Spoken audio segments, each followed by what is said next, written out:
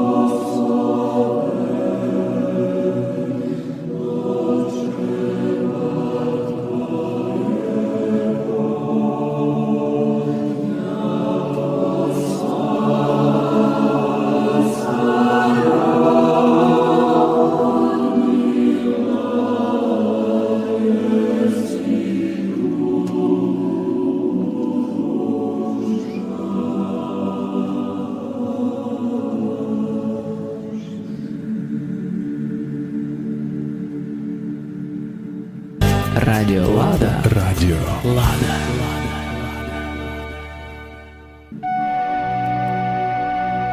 Русинов карпатських спасало усе язик, культура, богослуження на церковно-слав'янському язикові, який дуже близький до русинського.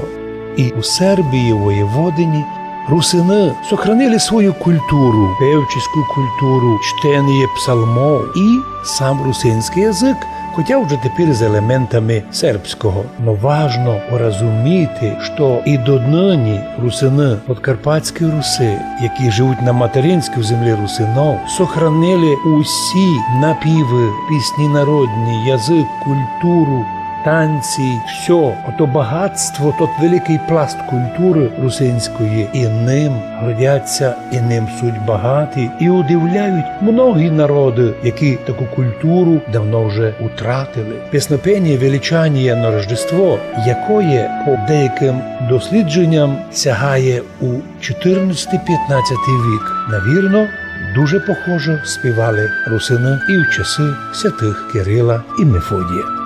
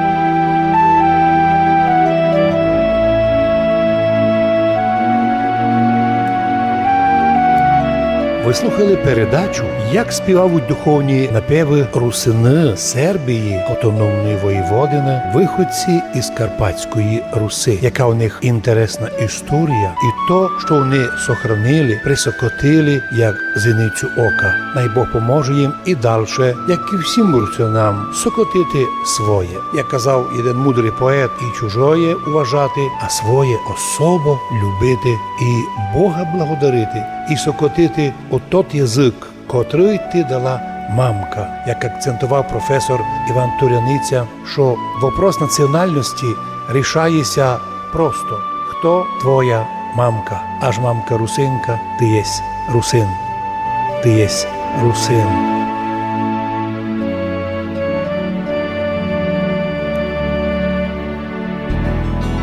Ви слухаєте Радіо Лада в програмі «Возрождение».